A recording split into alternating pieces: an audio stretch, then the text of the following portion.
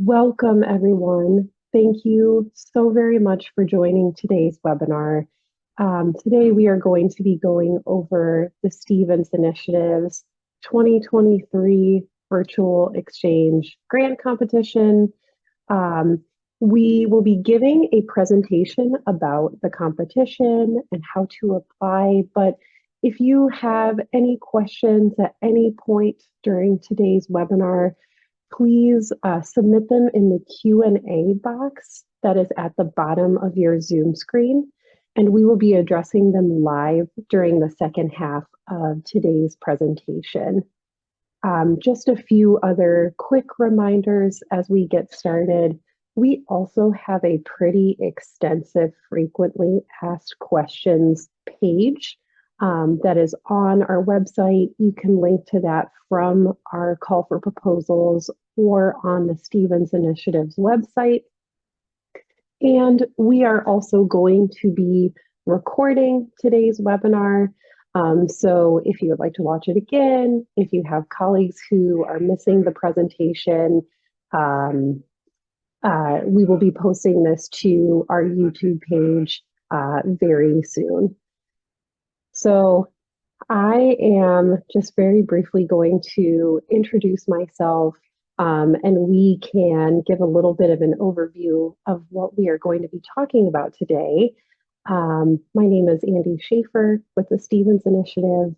I also am joined by my colleague, Alexa. Alexa, do you want to unmute and say hello? Sure. Hi, everyone. Thank you so much for coming today. My name is Alexa Pinto, and I'm a program associate with the Grants Portfolio team. Thanks, Alexa. We can also go to the next slide.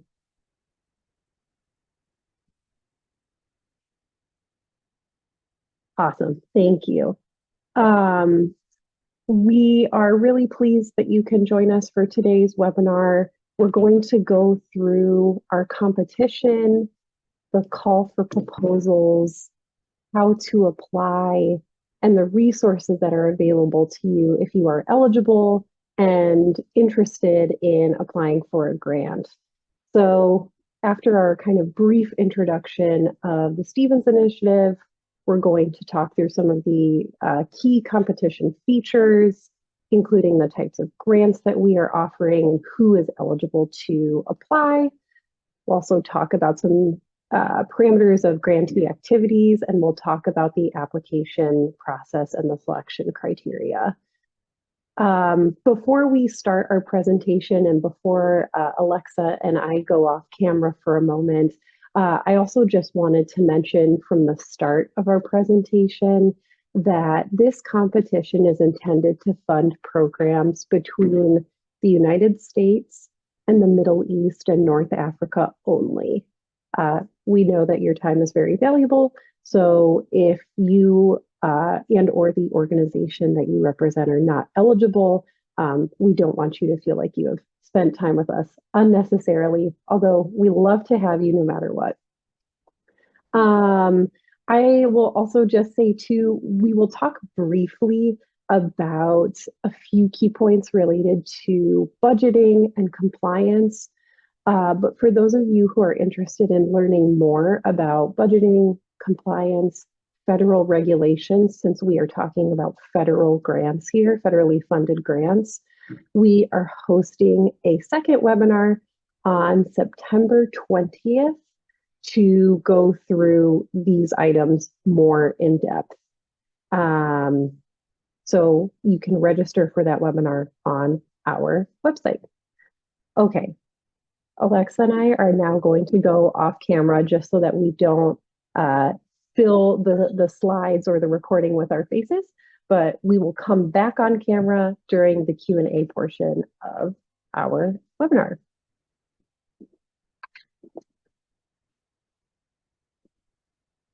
All right, we can go to the next slide. Awesome, thank you.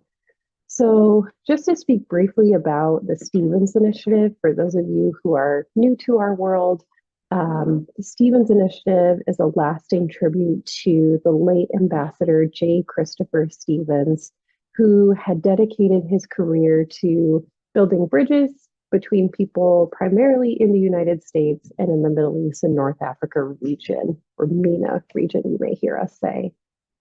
The ambassador studied in Europe during high school and in college, and he served as a Peace Corps volunteer in Morocco. And it has been said that these experiences shaped his view of the world and fueled curiosity and prepared him to be a diplomat. And later earned him the esteem of people wherever he worked. And so, in the ambassador's honor, the Stevens Initiative aims to make international learning experiences available and accessible to an unprecedented number of young people through virtual exchanges. And so, our mission is to make virtual exchange opportunities more prevalent and more accessible to all young people. What do we mean when we talk about virtual exchange? What we mean is that virtual exchange is involving sustained technology-enabled communication and collaboration between young people in different places, either synchronously, so in real time, or asynchronously, or both over a period of time. A lot of practitioners believe that facilitation by prepared, responsible adults who are often, but not always, educators is an important component of successful virtual exchange. We believe that virtual exchange can look very different. And we also believe that virtual exchange can be integrated into any subject: science, social sciences, business, entrepreneurship, you name it, virtual exchange has a place there.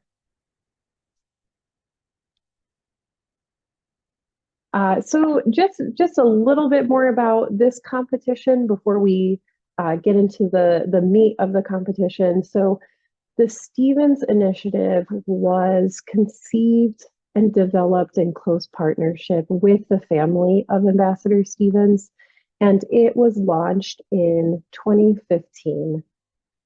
The initiative is sponsored by the United States Department of State, with funding provided by the US government, and it is administered by the Aspen Institute.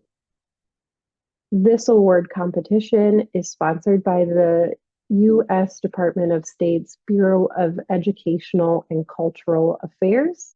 And again, this competition, supported by the J. Christopher Stevens Virtual Exchange Initiative, is focused on funding virtual exchange programs that are solely connecting youth in the U.S. with youth in the Middle East and North Africa. So in the next few slides, we are going to cover some more information about the open competition and rules to apply.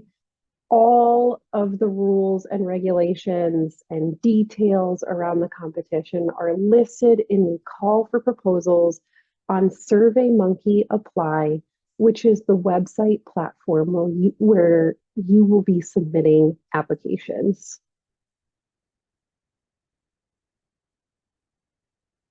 Next slide, please. Thanks. So as I mentioned, activities must be conducted in the United States and in one or more of Middle East and North Africa locations. We adhere to the U.S. Department of State's Bureau of Near Eastern Affairs to define the places in the Middle East and North Africa region that are eligible for programming. And so the Bureau defines the MENA region as the countries that you see listed on the slide.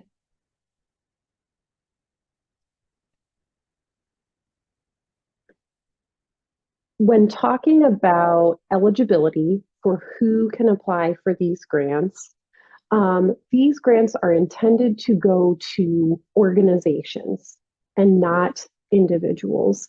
These are large grants and they are federally funded and require an organization to properly carry out and administer the grant.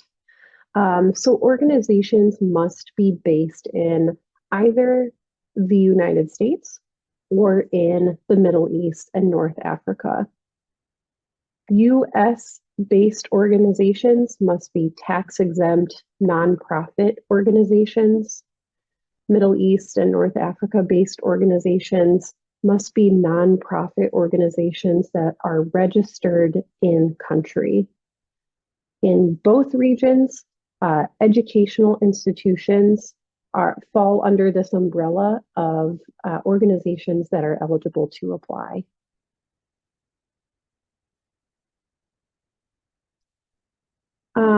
Organizations that may not be eligible to directly apply, such as a for-profit organization or maybe even an individual, may be listed as a partner in some way on a Stevens Initiative Award, just as an example, perhaps as a contractor, but they themselves would not be eligible to directly receive the award. Staff should be proficient in English so that they may file reports in English. And the last thing I'll say here is past and current recipients of both Stevens Initiative grants and or U.S. Department of State funds are eligible to submit applications as long as the proposed work does not involve any overlap in staff or curriculum or participants' objectives with any currently funded work. I'll turn it over to Alexa. Hi, everyone. So in terms of types of grants, if you applied or were aware of our previous competition, you might remember that there were 2 different grant options. This year, we are offering 3 types of grants for this competition. The first type of grant we are offering is established grants, which are intended to support at-scale virtual exchanges with proven success and impact. These applicants can request up to $900,000 in funding. The next is mid-sized grants, which support existing virtual exchanges with a promising program or framework and that are ready for or recently experienced modest growth in reach. These applicants can request up to $500,000 in funding. The last is seeding grants, which support new or early stage virtual exchanges, exploring promising frameworks and practices. Applicants can request up to $300,000 in funding, and the minimum grant size we can consider is $100,000. If you don't know which type of grant to apply for, consider the size of the grant and what your organization can realistically manage. Each grant type also has a corresponding allowable cost per participant, which means that there's a range of expected participants for each grant type. We're happy to support programs wherever they are in their journey. So whether you're brand new, you're growing, or have recently grown, if you're experimental, or if you're long running, and we can aim to put together a grant portfolio that includes all grant types. Grants will start on May 1st of 2024 and will run through June of 2026. The initiative has funding priorities based on the topic of virtual exchange and the demographics of the intended participants. Priority topics for programs this year include digital literacy and combating misinformation, climate and the environment, language learning and practice, and civic engagement. The second funding priority refers to the intended participants in the virtual exchange program. In addition to having participants in the eligible geographic locations and age ranges indicated in the call for proposals, the initiative prioritizes reaching participants in historically underserved or marginalized communities in both the US and the MENA region. Proposals should indicate a participant plan that reaches diverse participants and proposals that can achieve additional points for addressing the following priorities in their proposal. U.S. priorities include students from minority serving institutions at the higher education level, young people from predominantly minority serving community or nonprofit organizations, students from higher education institutions with a high percentage of Pell Grant recipient students. We count this as 25% or over. So if 25% of students are Pell Grant recipient students. Students from Title I school-wide program schools, young people with disabilities, young people from diverse geographic areas such as underserved or rural or urban areas, other marginalized or historically underserved youth as specified by the applicant. For MENA participant priorities, we're looking for students from educational institutions where English is not the main language of instruction, young people from Iraq, Libya, Syria, the Palestinian territories, and Yemen, young people with disabilities, young people from diverse geographic areas such as underserved or rural or urban areas, or other marginalized or historically underserved youth as specified by the applicant. We will prioritize these applications that meet the funding priorities, but applicants are not required to put forward proposals for these priority topics or demographic priorities. We will consider all eligible applications. You can read more about these priorities and how applications will be scored for this criterion in the call for proposals.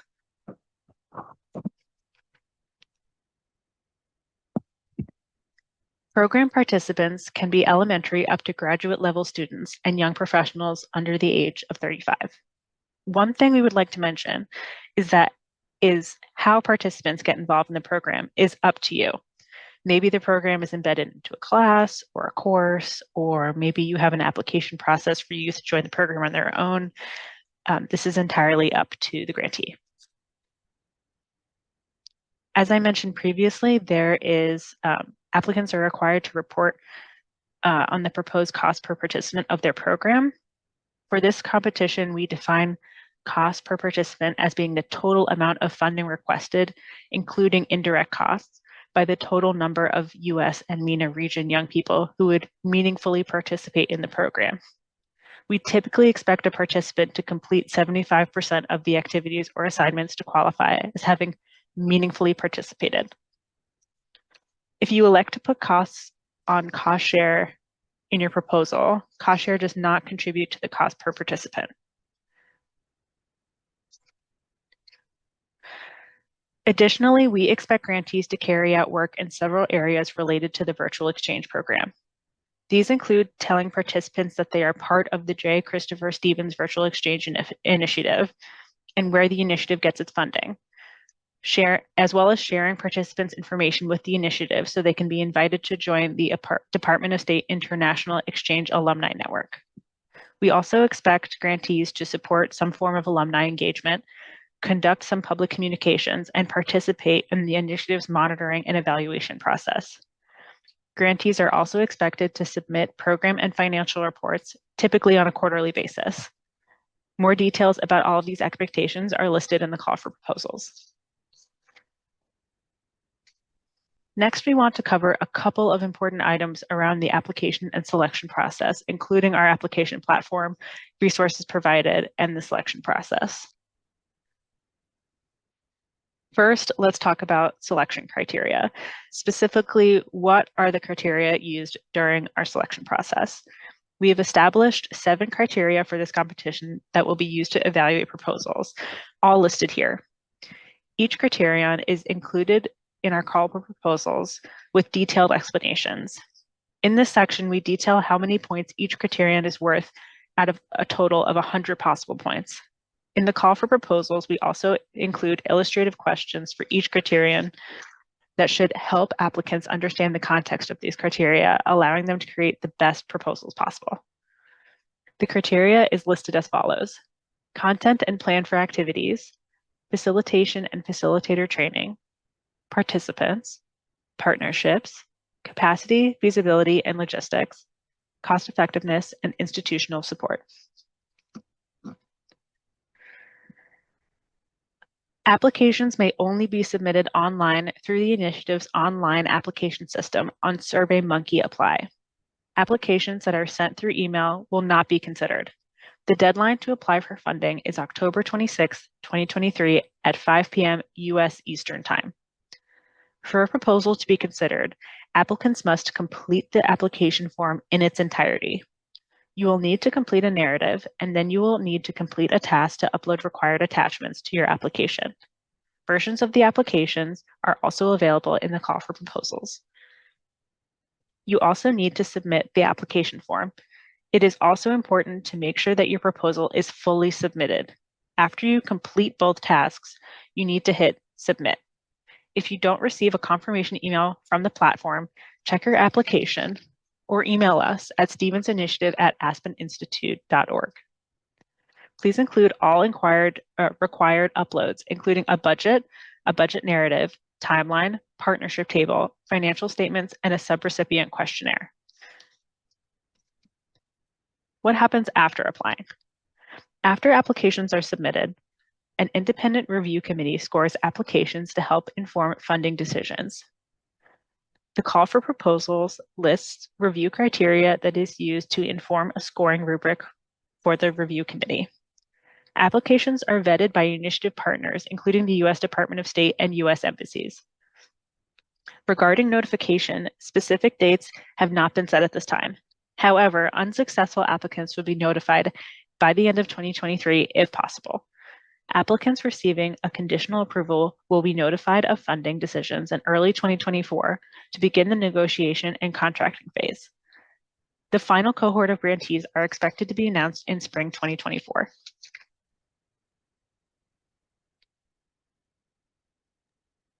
All right, this is Andy again.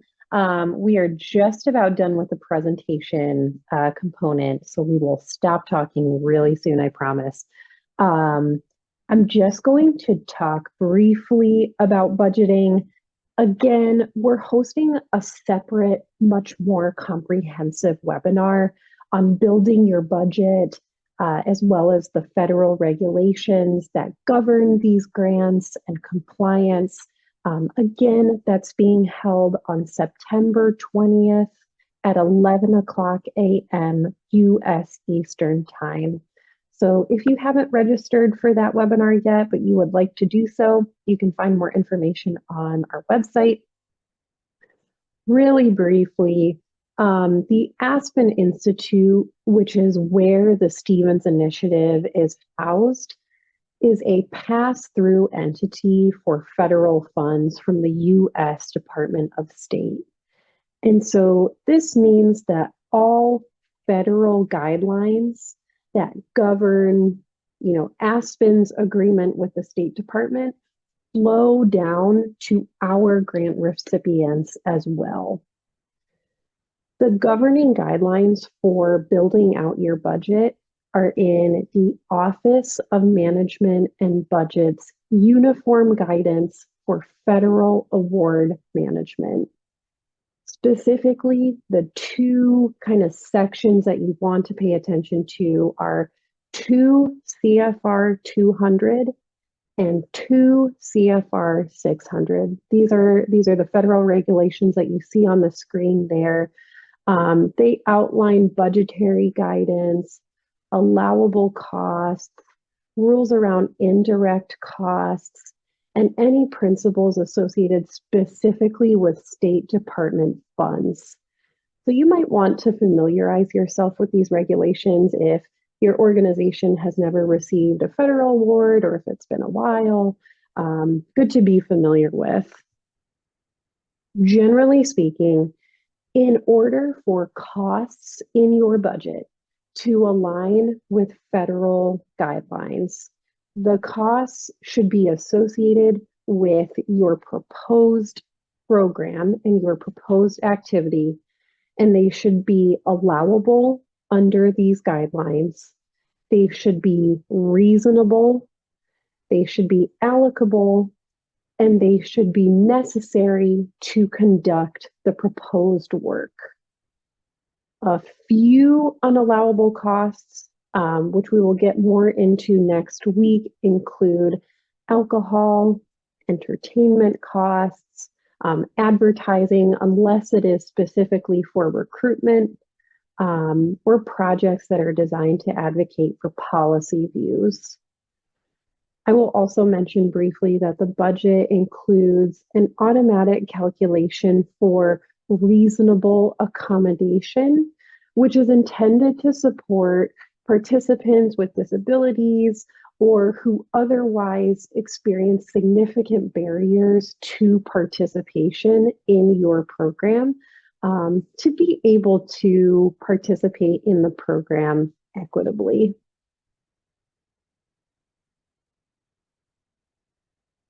Next slide, please. Thanks. We are offering a lot of support for our applicants. At the very bottom of the call for proposals, there's a section called Virtual Exchange Design Considerations. This is not meant to be prescriptive. This is not meant to imply this is how it must be as you put together your proposal, but hopefully it inspires some ideas for building out a virtual exchange program and covers some effective practices in implementing and designing virtual exchange that we have seen over the last 8 years as we've been running these competitions. As I mentioned, we're also having a budget webinar next week, and recordings of both this and our webinar next week will be posted to our YouTube channel. We also have a frequently asked questions document. You can find that on the Stevens Initiative website. It's also linked in the call for proposals. We are updating that regularly. We're guessing that we're not going to be able to get to everyone's question today. And so we'll make sure that we take note of all of the questions we receive and update our frequently asked questions document with answers to those questions as soon as we can. We also have a page on our website that includes feedback to past grant competitions and applications on our website. That also might be useful to look at. And then our website also has a lot of different resources around virtual exchange practice. So please take a look at our resources page on the Stevens Initiative website for other resources. If you have sat through this webinar and you have decided that the competition is not a good fit for you, but you are, interested in being involved in our work, take a look at our website and look at our ways to engage page. We have a lot of other options. We're hosting a virtual exchange academy. It's kind of a crash course in virtual exchange, everything, partnerships, design. So you can apply to attend that. It's a really awesome experience that we'll be offering later this winter. Lastly, if all else fails, please feel free to email us at stevensinitiative@aspeninstitute.org. You can always ask us a question prior to submitting an application, and we will do our best to help you. I promise I'm about to stop speaking. Here are our final reminders.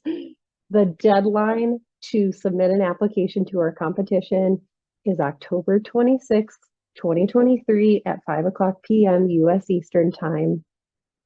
The application must be submitted through our application platform, which is SurveyMonkey Apply. You can find that linked through the Stevens Initiative's website. And you can also find on our website ways to register for our upcoming webinars. Okay, thank you all so much for your patience. We are going to stop sharing our screen. Alexa and I, and maybe some others are going to come back on video. Hello. And we are glad to take any questions that you have about anything that we just presented on, anything else that you might have questions about in the call for proposals. Please feel free to add any questions that you have to the Q&A box that's at the bottom of your Zoom screen here. and we will do our best to answer. And I think our colleague Henry is going to help us field some questions. Hi there, Andy. Can you hear me? Yes. Great.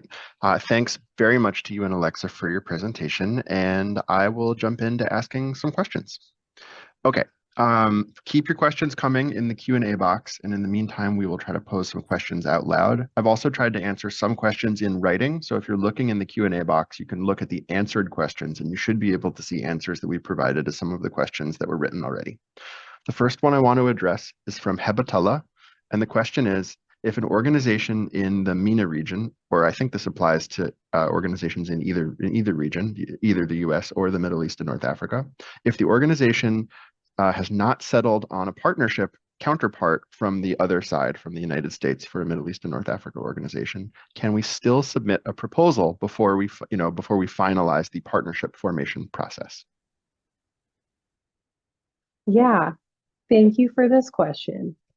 I will say a couple things and then also welcome any input from other colleagues.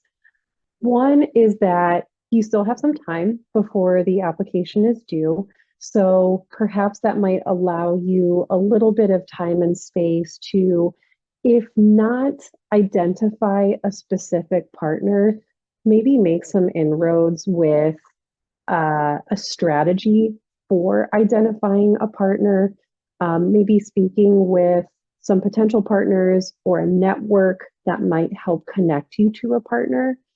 It's not absolutely required that you submit an application with your partnerships fully baked.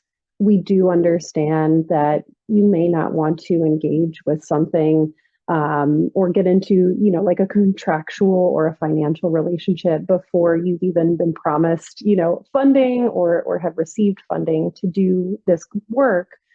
But I think it would be helpful and it would strengthen a proposal to see at least a plan for identifying a partnership or a strategy or potential leads for partnerships. I don't know if others have anything else to add there. I think that's good. That's a good start, Andy. Thank you. Thanks for the question. We have a question from Christine. Can an organization apply for both a seeding and a mid-size grant for two different programs? I know, and Christine continues, I know staff can't overlap, but is it staff time that can't be overlapped or staff as individuals who can't be overlapped? Henry, I'm so sorry. My internet just cut out for a brief moment. I think I got the question, like, can an applicant apply for both a seeding and a mid-size grant, knowing that staff cannot overlap? Was there anything else that I missed? I think it was trying to draw us out a little more about what kind of staff overlap isn't allowed. Is it the individual staff members who can't be written on both, or is it something other than just literally a staff member can't be written into both? I see. Okay, thanks. And sorry about the tech issue. Yes, an organization can submit, generally multiple applications. The applicant should submit applications designed so that should both applications receive funding, there is enough, let's not say overlap in staff, but let's say there's enough staff time on both applications that doesn't equate to, say, more than 100% of an individual's time. So say you're submitting an application and I'm the project manager. I can't be listed on one application at a 60% level of effort, and then on the second application at a 60% level of effort, because that means if both applications are funded, that's 120% of my time, which, even though many of us actually do that, can't happen. So there shouldn't be overlap in level of effort that goes beyond 100% of someone's time. There also should not be an overlap in participants, in objectives, so you want to make sure that the work remain separate between the two proposals should both proposals receive funding. I hope that that answers your question, but I'm happy to expand further or talk more if that's helpful. Thanks, Andy. I have a couple kind of technical questions that maybe we can move through rather quickly. The first one is from Rashid, and it is it required for an applying organization to have a SAM, so that's S-A-M, active registration to be able to apply? Maybe you could just spend a moment to explain what a SAM registration is, if to the extent that you can describe it, and then just give a briefly whether they need that to apply. Yeah.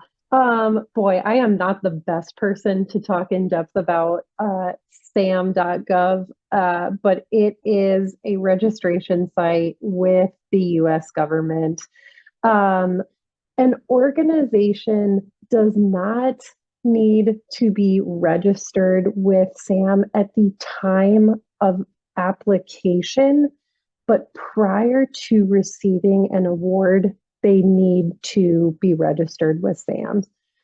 Obviously, that is not the only criteria for application. Like, also, the organization needs to be a registered nonprofit organization.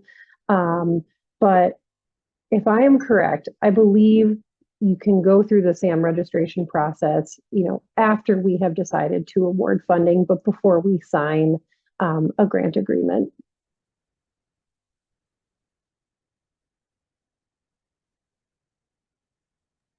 Thanks, Andy. I'm sorry, I'm typing answers to questions while I'm listening to you. No, thanks. Karen asks, may we use grant funds to hire a new staff member to develop and implement our virtual exchange program? You may. It is up to the organization how it wants to handle its staffing. We have often seen that applicants will fill new roles.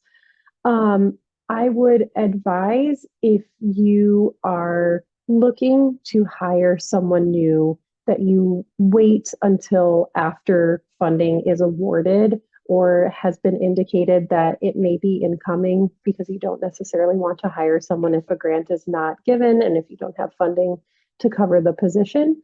But you will also want to think about what your kind of long-term strategy is for your program and for your staffing. Maybe this really will be a set fixed period of having someone on board, and you'll advertise as such. Maybe you won't. It kind of depends on what your organization's kind of long-term strategy is. But yes, in short, grant funds can be used to hire someone to manage and oversee the program. Thank you. Megan asks, does this grant allow grantees to partner with U.S. government entities or agencies such as the Peace Corps? The answer to that question is yes. You may elect to partner with a U.S. government entity. I would say that any partnership with any kind of a government entity, whether that's in the US or abroad, would probably be subject to some increased scrutiny. And we would probably look at that. We would want to see copies of MOUs to have on records, and the State Department would probably also want that as we're working together. But that is something that is possible.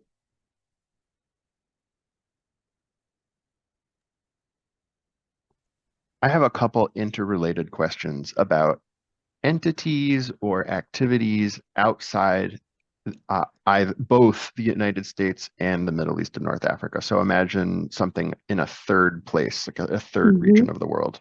One person asked whether refugees from the Middle East and North Africa who are currently located outside the Middle East and North Africa would be eligible as participants.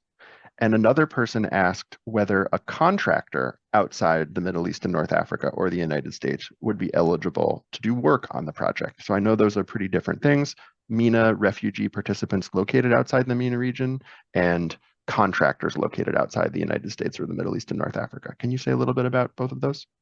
Yeah, as far as participants go, the State Department has kind of determined that the area of eligibility for Stevens Initiative is just what we've defined as the Middle East and North Africa.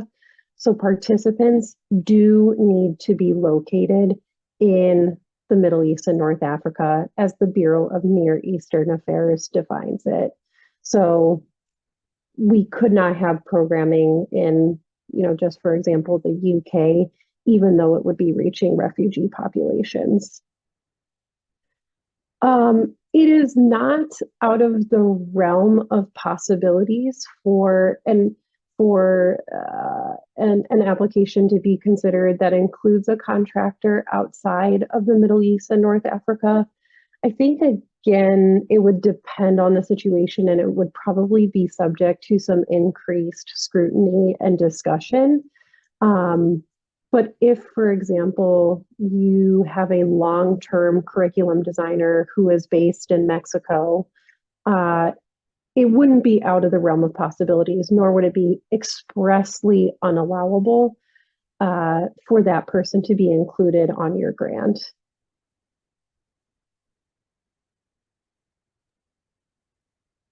Thanks, Andy. The next question that we can turn to is a bit of it's an interesting one, kind of complicated. And the question, as best as I understand it, is there a percentage of virtual joint activities between the partners as compared to on-site in-person activities? So the way I'm interpreting this is, if a program is happening, for example, in a high school classroom, what percentage of the program activities need to be interactive international virtual activities, and what percentage of them can be place-based activities that may not be online international engagement directly, but still related to the program? Yeah, that is a good question, and one that doesn't have a very black and white answer, but I can maybe say a couple of things about this and also welcome any thoughts from Alexa or Henry or others. The primary focus of what we are intending to fund is virtual exchange and communication and collaboration between the United States and the Middle East and North Africa. We are also intending for this communication and collaboration to be sustained to the point that participants get to know one another. Hopefully they can build, international friendships, and they've really had a meaningful, sustained experience.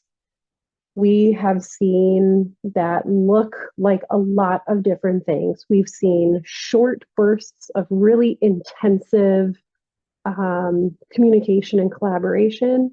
We've seen much longer programs where maybe folks are only engaging with one another once a week over the course of 10 weeks or something like that. We try not to be very prescriptive about, what exactly that looks like. We also know too that if we're talking about a curricular program, there might be activities that are taking place right outside of that international cross-cultural communication and collaboration, right? You might be doing homework on your own, or you might be speaking with an educator about a curricular component or about the program. So it's certainly expected that there may be some non kind of cross-cultural communication components to the program. As far as an explicit percentage goes, I don't know that we can really say that. I would say that if a program were primarily, just in classroom activities with virtual exchange kind of as an afterthought or as like an added bonus, that may not that may not kind of be as sufficient as other applications that come in that really focus on the cross-cultural communication and collaboration component.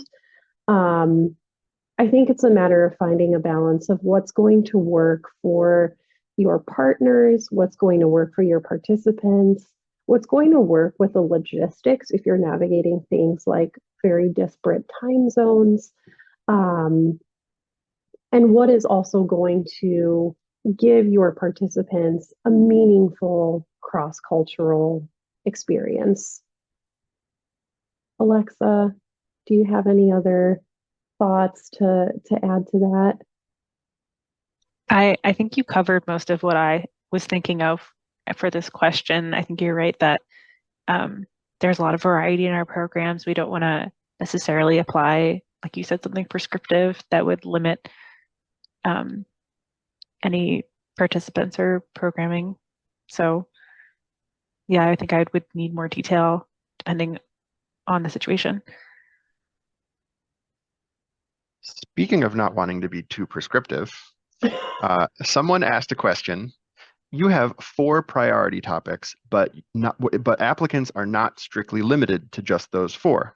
Could you please elaborate on how broad or wide other topics you can accommodate?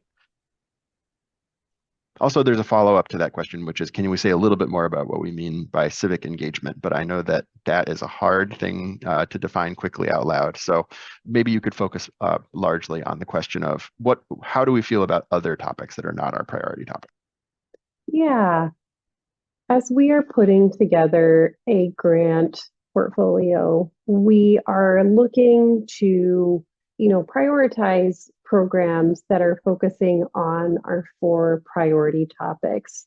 However, as we've all just acknowledged, we are also very open to considering programs on any other topic as well. We're primarily looking for strong applications, promising programs, things that look to be a great experience for the intended youth participants. So honestly, this can be anything. We have seen programs that have focused on hip hop and dance. We have seen programs that focus on robotics and engineering. We have seen programs that focus on the United Nations Sustainable Development Goals. We have seen programs that focus on music. So historically, through our grant competitions, we have often ended up funding proposals that do reach our priority topics, but also proposals that end up falling outside of those priority topics.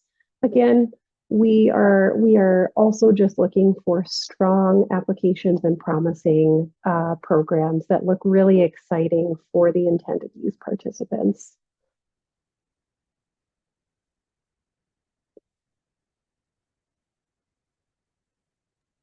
Thank you very much. We had a question about which organization should be the organization that submits a proposal when multiple organizations are working together. Are there some rules that or guidance that you can provide when organizations are trying to determine which of the partners in the proposal should be the one that submits the proposal? Yeah, I could say a couple of things about that. One is that the organization that submits the grant proposal should be the organization that carries out kind of the majority of the administration of the grant and the work. So the applying organization will be responsible for submitting progress narratives. They will be the organization that is responsible for submitting financial reports and will be in charge of handling all of the finances and budgeting for the grant.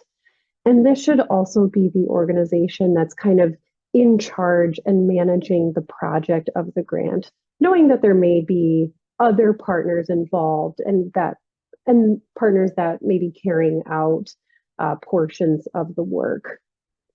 There may also be an eligibility component that may go into how you're thinking about which organization may apply. We have a rule that an organization can request funding for no more than 80% of its fiscal year 2022 operating budget, because we don't want to flood an organization's budget. And so that that rule may impact, maybe one organization is much smaller and one organization has a larger budget capacity and so could take on a larger grant if you are seeking a larger grant.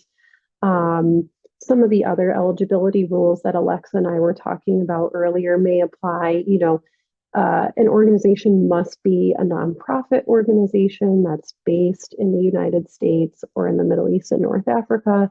So that may help kind of determine which of your which of your partners applies for the grant. But primarily, I would imagine that a lot of what you might be considering is which partner is going to be responsible for managing and overseeing the project broadly and administering the federal grant.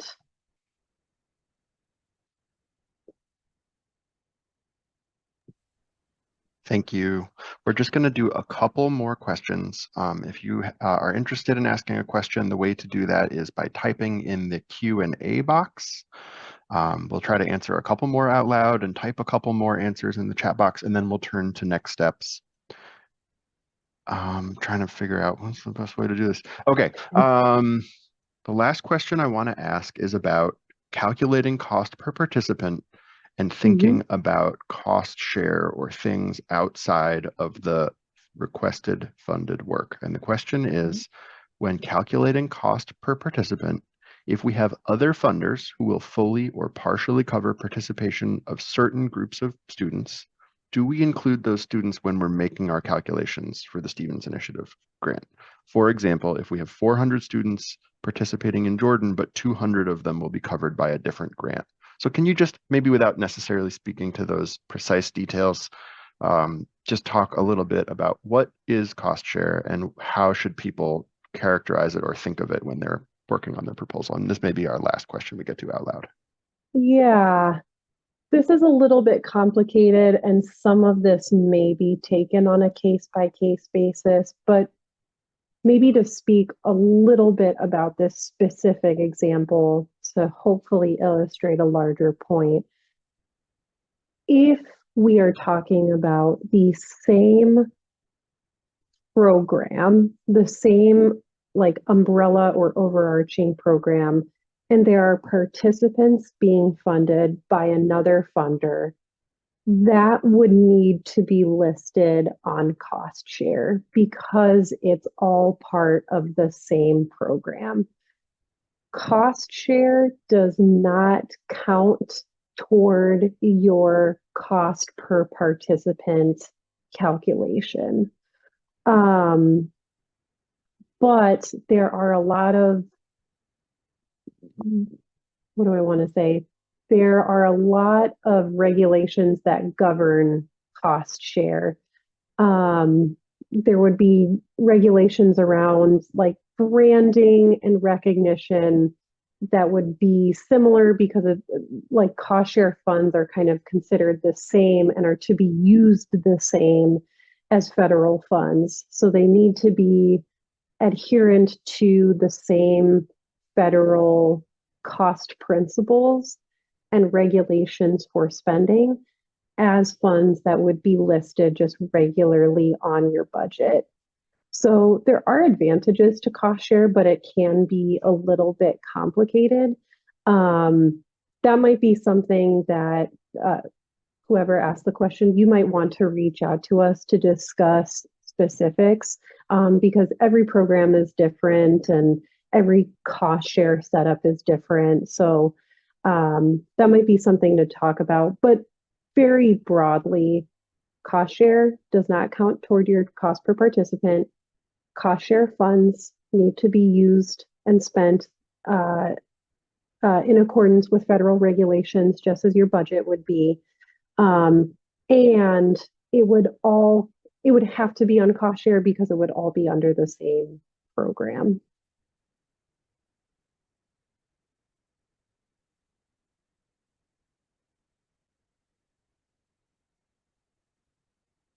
I want to turn it back over to you after a very robust and fast question and answer session. Thank you all. Thank you so much, Henry, and thank you, Alexa. Thank you for your really good questions. If we did not get to your question, please do feel free to send us an email at stevensinitiative@aspeninstitute.org. We're glad to answer your question if we can. We will also be downloading our question report from this webinar, and we will be updating our frequently asked questions document that's listed on our website and linked in the call for proposals. So we are going to close things out now. I want to thank you again for your time and for your questions. I want to thank my colleagues for everything that they did to make this hopefully a very helpful and smooth webinar for all of those of you who have attended. Thank you again. You can follow us on social media if you want to see more updates about our work and our competitions. Stevens and Knit on Twitter or X, whatever you'd like to call it now. Stevens Initiative on Facebook, and the Stevens Initiative at the Aspen Institute on LinkedIn. Give us a follow. We're always posting great updates. And lastly, we look forward to seeing your applications to the competition. October 26th is the day, so get your applications in. Feel free to reach out if you have any questions, and we'll see some of you for our budgeting webinar next week on September 20th. Thank you, everyone. I hope that you have a really great day.